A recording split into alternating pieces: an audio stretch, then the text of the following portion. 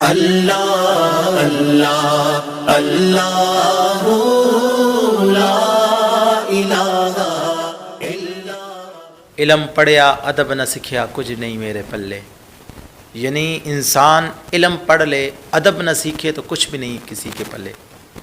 حضرت بلال دانا رحمۃ اللہ تعالی علیہ آپ ایک شہر کے اندر بیٹھے تھے اور ایک تاجر کا گزر ہوا۔ وہ تاجر اپنی سواری سے اتر کر حضرت بلال دانا رحمۃ اللہ تعالی علیہ کی بارگاہ میں آیا، آ کر سلام کیا اور سلام کرنے کے بعد کہنے لگا کہ آپ اللہ کے مقرب بندے ہیں، یہ بتائیں کہ میں کس چیز کی تجارت کروں جس کے اندر مجھے نفع ملے گا۔ جب یہ سوال کیا ادب کے لہجے میں کیا، مؤدبانہ سامنے بیٹھ کر کیا، حضرت بلال دانا نے فرمایا کہ کالا کپڑا خرید لو، اس میں تمہیں نفع ملے گا۔ وہ شخص گیا، جا کر اس نے شہر کا سارا کالا کپڑا خرید لیا اور کچھ عرصہ گزرا، اس شہر کا جو بڑا آدمی تھا، سردار تھا، اس کا انتقال ہو گیا۔ جب انتقال ہو گیا تو ماتم کے طور پہ لوگوں کو کالا کپڑے کی ضرورت پڑی اور پورا بازار شہر گوما کپڑا نہیں تھا۔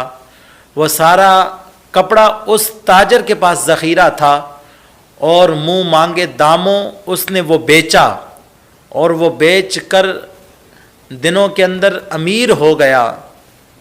اور پھر کچھ عرصہ پھر گزرا، پھر گھوڑے پہ سوار جا رہا تھا اور بلال دانا کو بیٹھے دیکھا اور کہا کہ بتاؤ کہ میں کس چیز کی تجارت کروں جس کے اندر مجھے فائدہ نفع پہنچے گا۔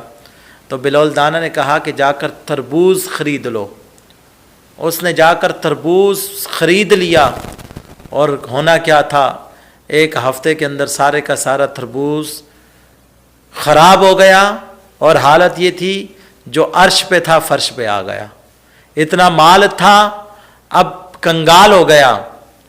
تو پھر کچھ عرصہ بعد دیکھا کہ بلال دانا بیٹھے ہیں، پھر ان کے پاس آیا، کہا آپ نے یہ کیا کیا میرے ساتھ؟ میں تو اب روڈ پہ آ گیا ہوں، اب کھانے پینے کے لیے کچھ نہیں ہے۔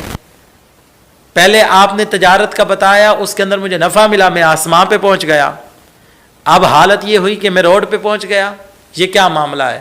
حضرت بلال دانا نے فرمایا کہ جب تو پہلی دفعہ آیا تھا اور تو نے آ کر یہ سوال کیا تھا، گھوڑے سے اترا، سلام کیا اور مؤدبانہ بیٹھ کر تو نے یہ سوال کیا تو اللہ نے تجھے نفع دیا، تو با ادب تھا، اس کا تجھے صلہ ملا۔ اب جب تو دوسری دفعہ آیا، تیری اکڑ تھی، تیرا غرور تھا، تو گھوڑے سے بھی نہیں اترا اور وہیں سے تو نے کہا کس چیز کی تجارت کروں۔